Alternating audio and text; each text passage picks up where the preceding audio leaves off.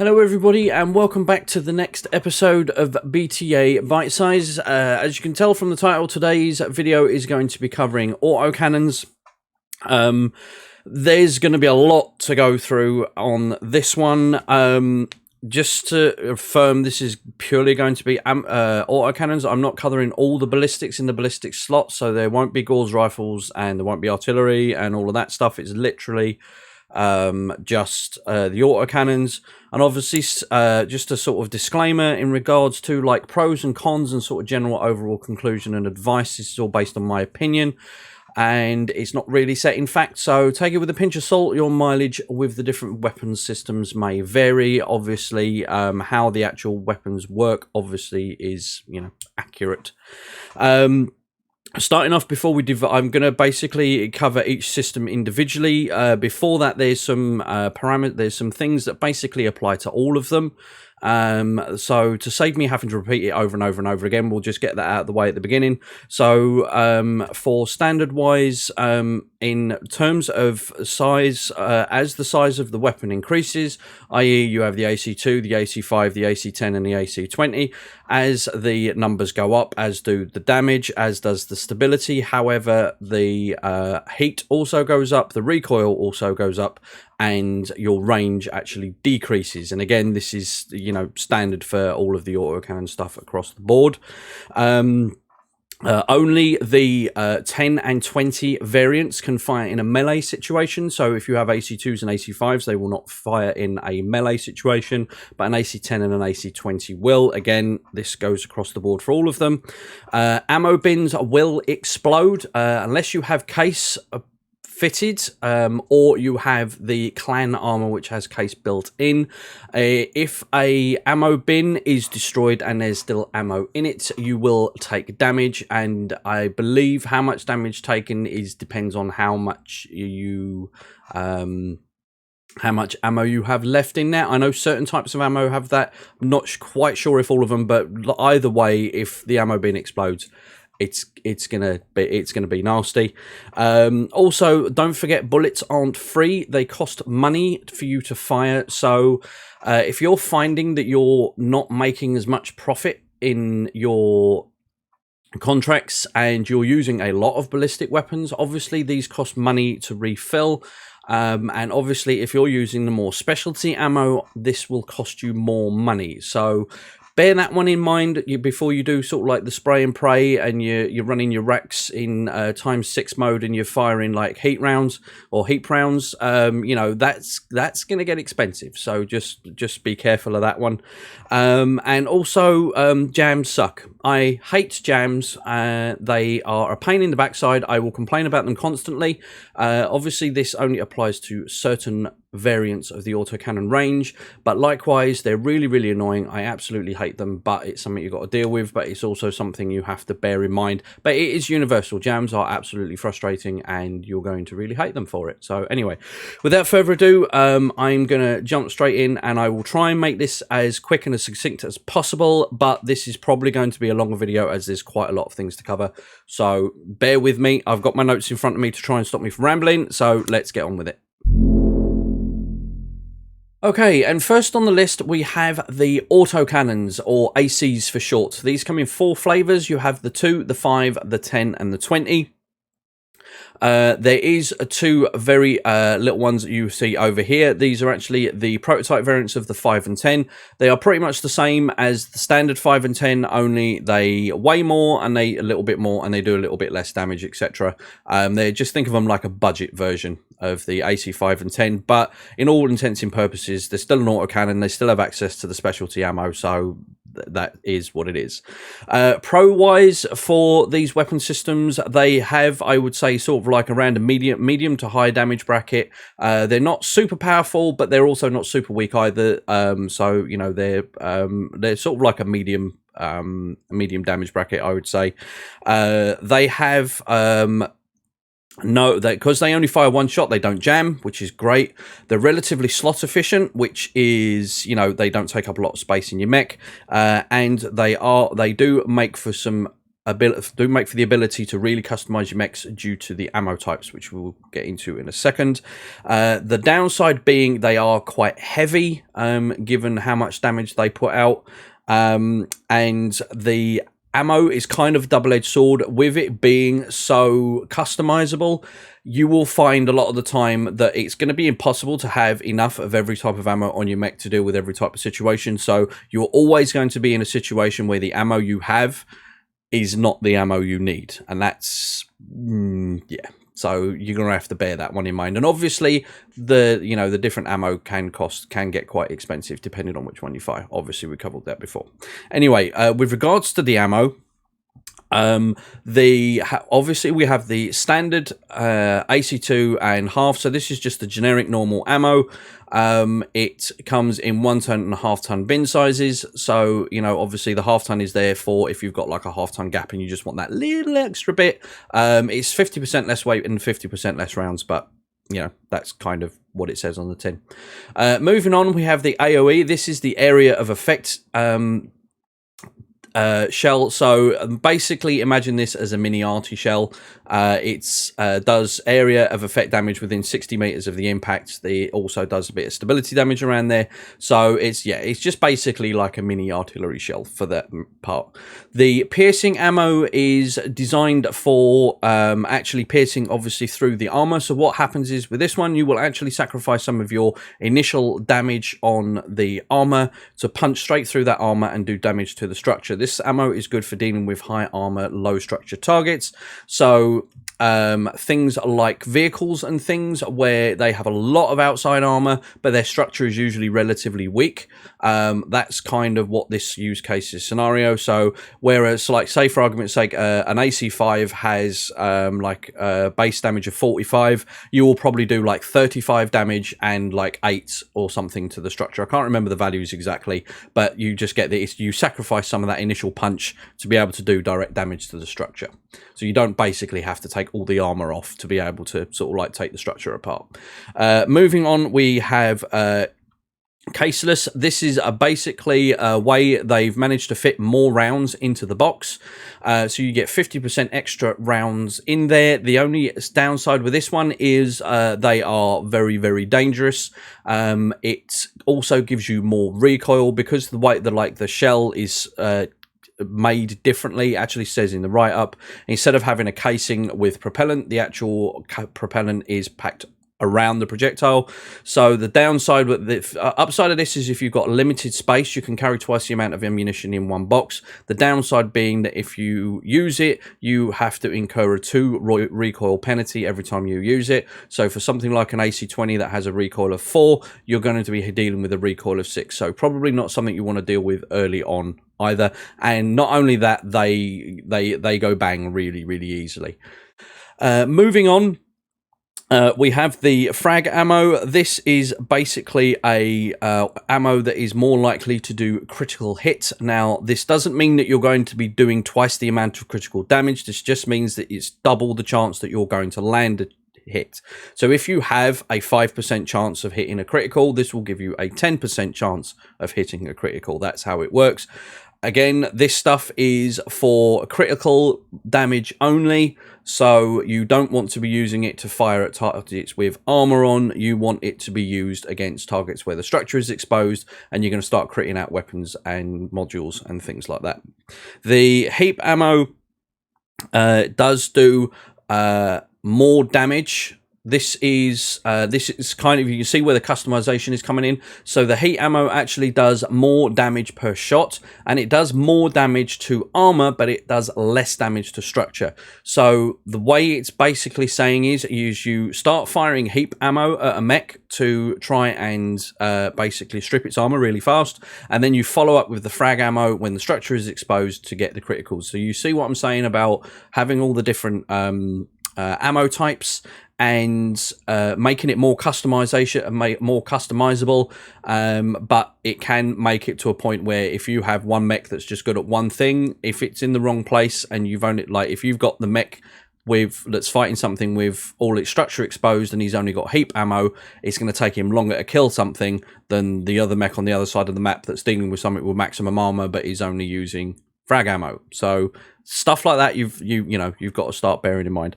And last but not least, we have the pre-ammo. This is basically standard ammo but has a +1 accuracy bonus, doesn't have any downsides. I absolutely love this ammo. This is my favorite general use case in the game. It's the one that if I can get hold of it, that is what I'll use, and I will use that over the standard ammo, just period. It's straight up better. This is the one that you want to go for. The amount of ammo it carries is the same, so it's 45, so there is literally no reason for you not to be using this ammo. It's just the best. I absolutely love it. It costs like twice the amount of standard ammo, but honestly, it's for that extra accuracy, especially if you can get it early on with your crappy pilots, then that's what you want. Overall, the my sort of conclusion stroke advice for the autocannon is they are a sort of mid-game weapon. They don't really carry they're too heavy to use early on, and your pirates, they do require a relatively good accuracy, which your pilots and mechs will not have early on, so you will miss a lot and waste a lot of ammo. I would say they're a mid-game. If you can boat a few of them, they are okay late game, but to be honest, there are better weapon systems for that. But it is a decent solid sort of mid-game weapon. They will carry you for a long time, but it's not something you really want to start using with. Possibly like the 2s and the 5s, if you've got sort of like a decent sort of medium mech, will be fine. Possibly a 10, but again, because of your pilot accuracy, I would avoid early game. I would avoid using would basically avoid using most of the ballistics apart from a couple. Apart from that, yeah, that's the autocannons done. On to the next one. Okay, and moving on, hopefully speeding up a little bit with the next class. This is the LBX autocannons. These come in 4 distinct flavors again: the 2, the 5, the 10, and the 20. These are basically shotguns, and these are, I would say, a little bit more versatile than the autocannons, especially early game, and I'll get into that in a little bit. There are 2 different types of these, so you do have the regular IS variants and you do have the clan variants. The clan variants weigh a little bit less but generate a little bit more heat, and that's pretty much about it. Slot wise, they take up the same amount of space, but it's, the good thing about the clan stuff is it's obviously it's saving you a little bit of tonnage. Pros are it's got slightly better range than their standard autocannon counterparts, and they generate less heat, which is good. They do have the versatility that you won't really have with a standard ammo. The standard autocannons don't have the versatility until you start getting the different specialty ammo, which you're going to struggle to find early on. So in that respect, early game, the LBXs are superior in my opinion. And with the extra ammo, the cluster ammo, which we'll get to in a minute, you have a nice sort of critical buff as well. The downside with these, however, is they are a little bit slot intensive, and they do have more recoil than their autocannon counterparts, and they do a lower stability damage. The clan variants have slightly less range, so it puts them on par with the regular autocannons, and they do lose out a little bit to the autocannons when you're getting more into the mid game and you're starting to get that specialty ammo. With regards to the ammo, it fires 2 different types. You have the slug ammo, which is basically makes it like an autocannon. Obviously you won't have as much stability as a regular autocannon, but this is for the sort of like when you can absolutely guarantee land a hit, you're going to have that. But its main bread and butter is the cluster ammo, and this is what's going to help you the most early game. If you are going to pack a big ballistic weapon early game, you kind of really want an the LBX, because not only because it fires it in a a pellet pattern, you're more likely to hit evasive targets. Now, you're not going to do maximum damage when you hit those targets, but you're going to do some damage. And early on, that's what you need. Some damage is better than no damage. So you do get a +1 accuracy buff with the cluster ammo. You get +1 to evasion pips with the ammo, and you do 50% a 50% chance to deal critical hits with this as well. So it basically massively increases your ability to do crit damage and hit things that are moving. So that's why This is the sort of thing I would say early game you kind of want to be running LB to possibly not LB2s but sort of LB5s. I wouldn't go above an LB10. You won't have anything that can take the weight and be able to have the weight for the weapon system and for the actual ammo. Moving on to the next one. Okay, and moving swiftly on to the next ones, we have the Ultra Autocannons, or the UX for short. These are basically a double-shot autocannon. They can fire the projectile twice. They do have a switch for the firing mode, so you can fire them once, so they basically turn into regular autocannons, or you can have a double fire mode. Obviously, the double fire comes with the penalties that you would expect firing an autocannon twice, with regards to heat and recoil, etc. They come in the same 4 flavors, so you have the 2, the 5, the 10, and the 20, and there are an IS and clan variants. The pros for the clan side of things is they actually weigh less. They take up less slots.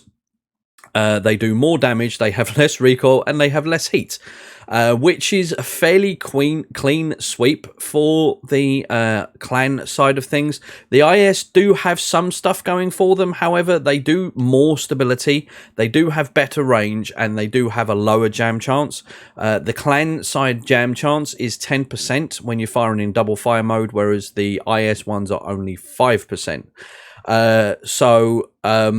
You know, there are a few differences, but overall, I would say that the clan ones are probably the way to go if you can find them.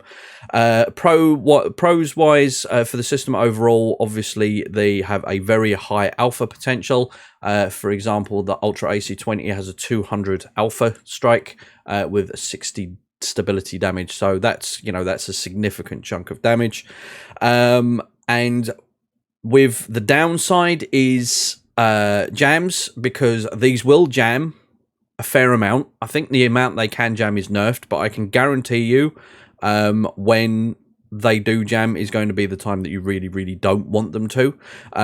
Consequently, if you fire them in single fire mode, there is no chance of them jamming. The jam chance only comes into account when you are using them in double fire mode. These are primarily I would say, a sort of late game weapon system, due to the fact that they have very high recoil, and you need to make sure with these that they are going to hit your target. So you need the equipment on your mech, like the TTS targeting computers, and decent pilots and stuff to make the most of these. So you really want to be using these later on. Plus, they are really heavy. Like even the Clan Ultra AC20 that you see here, even though it's lighter than its IS counterpart, it's still 12 tons and takes up 8 slots. As you can see, it's absolutely massive. But yeah, so late game weapon system, but a very good weapon system at that. With regards to the ammo, you've just got the 2 types. You've got standard and you've got a standard bin and a half bin. The only thing I will say with these is some people do get confused. These do not count. Each one of them rounds is not a double shot, if that makes sense. So if you have, for example, 10 rounds in an ammo bin, and you have your Ultra Autocannon set to dual fire mode, so you're firing it twice, each time you fire, you will use 2 rounds from that ammo bin. So you essentially only have 5 alphas out of a 10-shot bin. Some people have asked me, like, with the UAC ammo, there's like one, when it says there is one, like in this case, there's 45 shots. Does that mean 45 shots firing twice? So essentially there's 90 shots in there? No. If whatever rounds are in there are single rounds only, and every time you fire in double mode, you will use 2 of those rounds. That's basically, to put it simple. Again, they will explode, use case, especially the clan armor, if you can. And with that done, moving on to the next one. Okay, so next up on the list is the Rotary Autocannons, or RACs for short. These are probably one of my more favourite systems to use in the game. Each one of these, they come in 2 different flavours, the 2 and the 5. Each one of these can fire up to 6 times, so it has a multiple firing mode that you can switch between 2, 3, 4, 5 and 6. And when you consider how much these things weigh and how much space they take up, being the amount of damage output they've got is really, really good.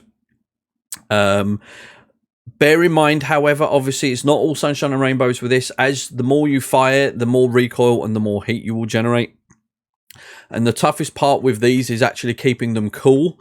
I believe I actually had a Blood Asp, which is like a 90-odd ton assault mech, and I only had 2 of these things in it, and 2 of the Rotary AC5s in it, and constantly firing the 2 on maximum, 6 times firing rate required actually quite a substantial amount of cooling to keep the thing cold. That's for 2 Rotary AC5s to generate like 120 heat. That's a lot. And that's just 2 weapon systems. So, you've got to bear that in mind. The pros and cons for these is the damage output for the pro side. The damage output for these things is insane, given their what I call like damage to weight ratio. So the amount of damage they output compared to how much weight they take is absolutely brilliant. You're more likely, these make it easier to sort of hit high evasion targets because you're basically firing six different shells at it, so you've got 6 different individual chances of hitting said target. So you may not hit with all of them, but more often than not you'll hit with 1 or 2.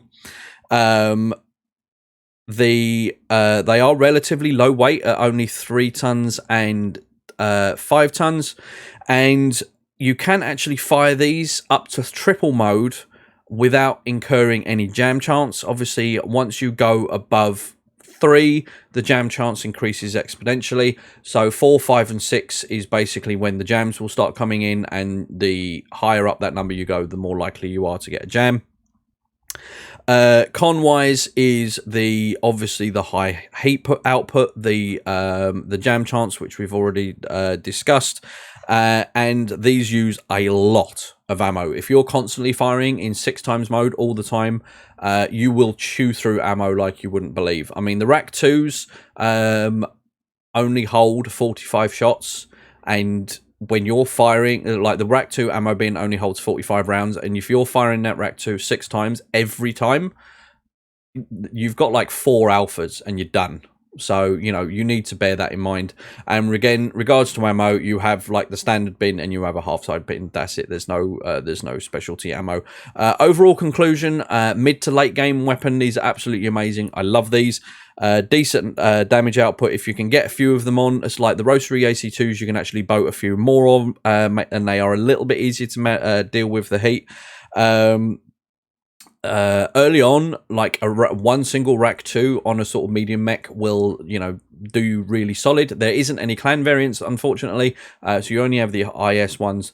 But overall, yeah, fantastic weapon system. I love these. And with that, on to the next one.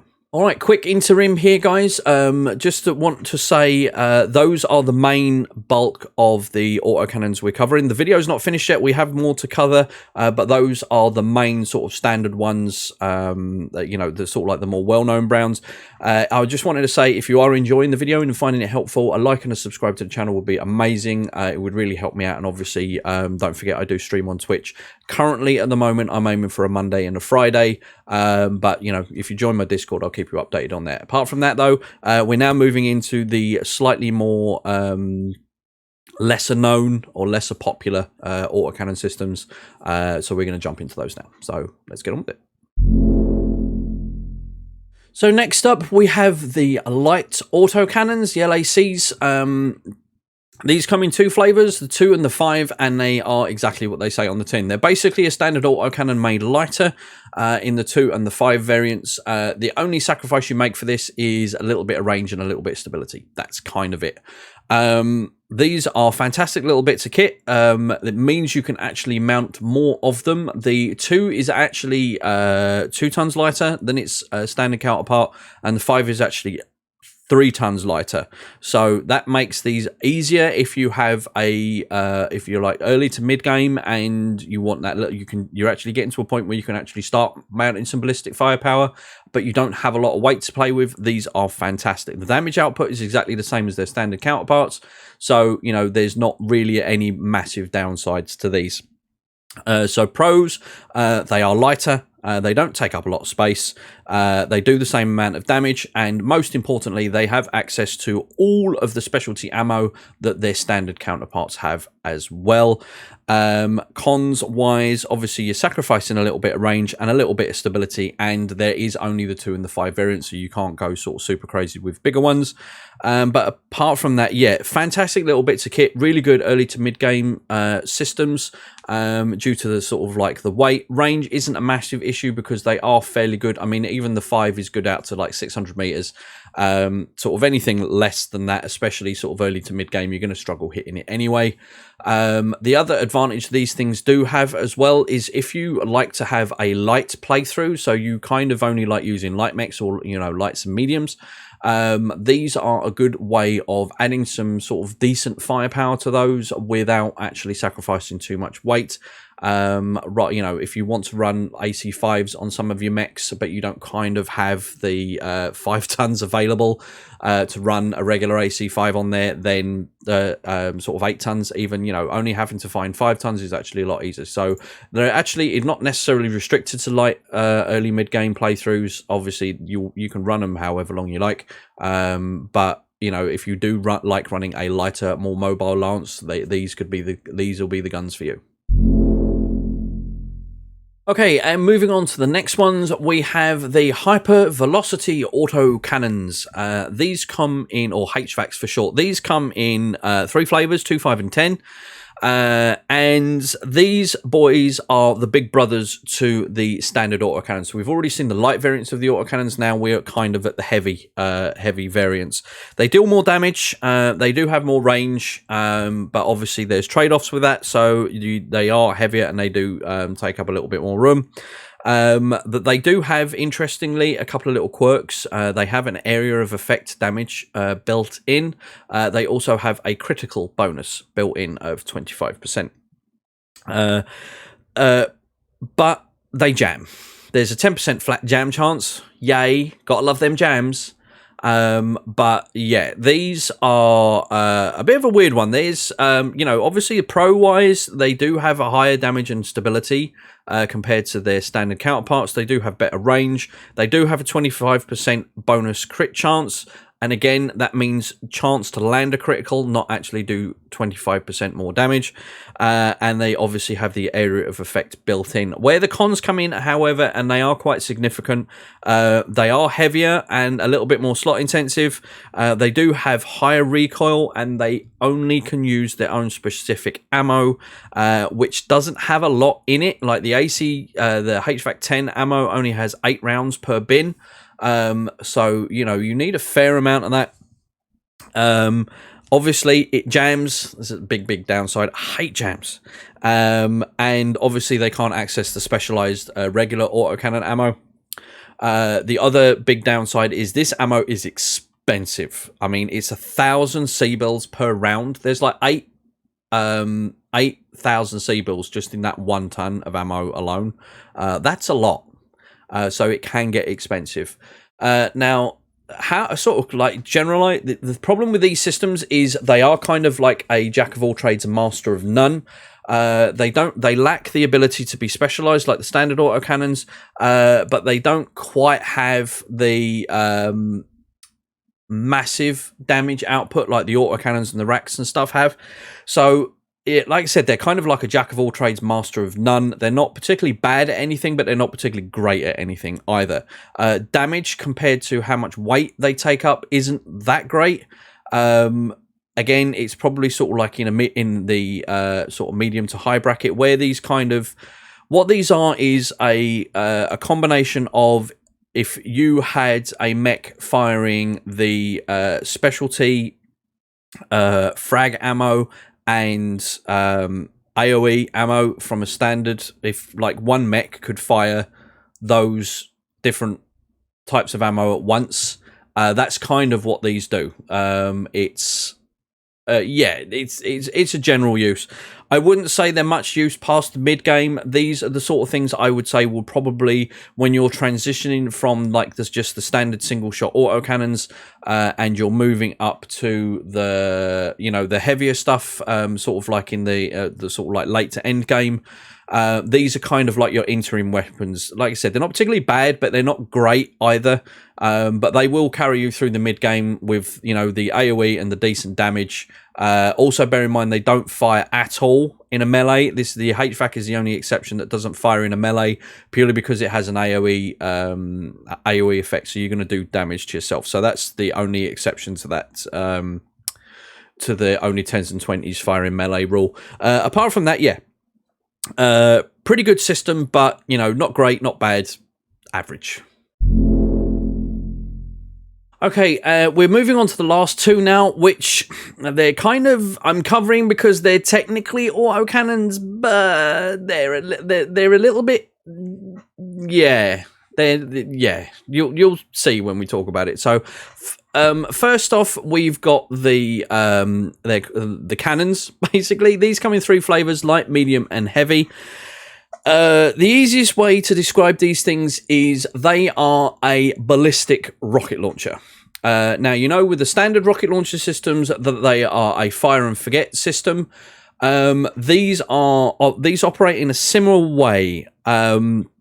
Basically, fire everything in one go for a sort of like high alpha strike, but that's it. There's no way to reload them. There's no way to do anything about it. Pros. This is where I'm struggling. I mean, they don't require ammo, which is fantastic, and they do have a 25% bonus crit chance, according to the numbers. But downside is, wow, they obviously you can't reload them. They are a lot of weight for what they are. For a fire and forget weapon, like the rocket launchers, like saving grace is that they're light, and you can throw a load of them in various different things, and it's just like a little damage boost here and there for as and when you need it. But you know, having a fire and forget at 4 tons, and then again 7 tons, and then 10 tons, that's a lot of weight to be using for that. And to be honest, the damage per weight ratio isn't that great either. I mean, 120 damage for 7 tons sounds good, but when you look at it, you know, you can fit an AC2 in there with a few tons of ammo. You know, that's going to sustain you the whole game rather than doing that one big alpha strike that may or may not hit. It fires basically like an LBX cluster shell. So, you know, it's going to spread the damage anyway. It's not pinpoint. So, yeah, honestly, my overall conclusion for these is they're a waste of time. Don't bother with them. They're too heavy. They don't do enough damage. They don't give you no sustain. You know, you can... for example, and I've got an example here for the heavy cannon that you can use and do 150 damage. You can fit 2 light autocannon 2s with 2 tons of ammo, which is going to sustain you a lot better. And do you know what I mean? Can you see what I'm saying? Are you picking up what I'm putting down here? Just like, if you want to make a mean build, great, fine. And again, I'm not particularly, you know, I don't like crapping on weapon systems, but in terms of like usefulness and actual, if you want to sort of really sort of play the game not properly, but, you know, a little bit more seriously, you know, you're not even going to be interested in these things. Don't bother. Just with that, on to the last one. And last on our list, and not least though, is the rifles. These come in 3 different flavors: the light, the medium, and the heavy. These things are the precursor to the standard autocannons. These come actually with ammo built in, so you don't have to find ammo for them. And once you've used it, that's it. You can't really do anything with it. But they do have a pretty good damage to weight ratio, and they are, weight-wise, they are actually slightly lighter than what their equivalent counterparts would be. So, like, for example, this autocannon is basically an AC5. It actually weighs 1 ton less than a standard AC5. One thing to bear in mind with these is, because the ammo is inside, they will go bang if they get destroyed. With any ammo left in them. If I remember rightly, it's something like for every round that's left in the rifle, you will take 25 hit points of damage. So if that's like fully, if you're unlucky and you get critted out before you've actually fired the thing, like with 18 rounds of damage, 18 times 25, you're dead. Basically, that's gonna hurt a lot. That's gonna really mess you up. So wherever you put them, make sure it's got a reasonably decent amount of armor, or in a mech that isn't actually going to get hurt a lot, like more of a sort of a middle row mech.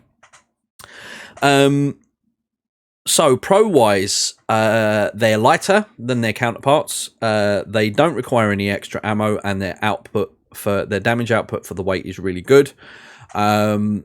The downside, obviously, is they don't have the sustain, because there is no way for you to top up the ammo. However, that's kind of a sort of mixed bag again, because 18 rounds of internal ammo is pretty good. That's a couple of tons of ammo there, especially early to mid game, which is where you're mostly going to be using these. That's going to be more than enough, to be honest with you. So that's kind of not really a con. It's just kind of something to bear in mind. Obviously, the big downside is if it gets destroyed with ammo in it, it's really going to hurt. And they do take up slightly more space than their counterparts. They do have to deal with higher recoil, and they do have less range than their standard autocannon counterparts. Now, main use case I would say for these is there's actually quite a few different ones. I actually really like these systems because they actually give you a bit of flexibility. The weight for the damage they do for the weight they take up is really good.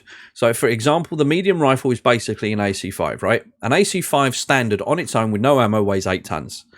This thing weighs 7 tons. It does the same amount of damage as an AC5. And it already has the ammo in it. Once you stick 2 tons of ammo on an AC5, you're up to 10 tons of weight used. Whereas this is only taking up 3 slots and 7 tons. So it's really good. That's really good. Yes, you've got higher recoil and slightly less range, but honestly, that doesn't really matter. Doesn't matter. You fire it once, leave it a turn to cool down, and then fire it again, to get rid of the recoil. Unless you've got a really good pilot that can deal with, that negates the recoil, or you've got equipment that can deal with the recoil. But otherwise, so these are really good sort of early to mid game weapons. If you absolutely have to take a ballistic, but you don't have the weight to mess around with an AC5 and ammo, these are a great choice. But again, if you've got early game pilots, you are going to have to fire it and leave it. But also late game, these are really good for adding extra firepower to builds. If you want to, say for argument's sake, you're building an LRM boat, but you want him to have some firepower, and you just in general using ballistics. 4 tons for 25 heat. I mean, it's not as damage efficient as say sticking 4 medium lasers, but when you look at the heat, it's only got a heat output of 3. And likewise, the medium rifle has only got a heat output of 6, so the heat output is really good as well. So if you've got a build that's usually runs really hot, but you want something to supplement it that you can fire that isn't going to add to that heat, again, these are a really good option. So I would say keep some of these around, even if you've transitioned to the late game, end game. These can be handy to sort of there's a couple of builds I've done where I've gone, actually, do you know what? I've got some spare tonnage. A rifle would go great in here, and that's the niche these things sit in. Alright guys, so that is pretty much all of the autocannons, or I would class as the autocannon class, covered. As a general rule for the autocannons, is sort of an overall takeaway from this. The autocannons are a really good, really versatile system, and obviously depending on which type you have will vary greatly on the use that you have on it, and obviously early, mid game, late game. I usually do advise early game to try and avoid ballistics if you can, purely because your pilots can't deal with recoil very well, and they cannot deal with the they're not very accurate, especially with the single shot cannons. You are going to struggle hitting your targets early on. Not to mention that, obviously the extra weight that comes with those. You are better off with sort of lasers and stuff like that. Stuff that you can boat a lot of. I always advocate early on, the more weapon systems you can fire, the better. Obviously, trying to keep your heat sort of manageable. More weapons early on is better than one single big hit weapon. You can have an you can have a AC20 doing 100 damage. For the same weight, you can have 10, 12 lasers. If you can fire all of those 10, 12 lasers consistently, you are going to do more average damage than just firing one AC20. So bear that sort of stuff in mind. Overall, though, I hope you did really enjoy the video. If you did, again, don't forget to leave a like and subscribe. I put a lot of time and effort into making these videos, and especially now we're coming into the ones with weapon systems. They do require a lot of research, a lot of sitting down, a lot of looking at numbers, and, you know, working stuff out, make sure I get the information correct. So, and obviously, sound off in the comments if you have a favourite weapon system. If there's something you disagree with, in my opinions, please let me know. I'm always open to new trains of thought with that. Obviously, again, you know, your mileage may vary. But failing that, obviously, don't forget my Discord's there if you want to have a chat. And I stream on a Monday and a Friday, currently health permitting, on Twitch.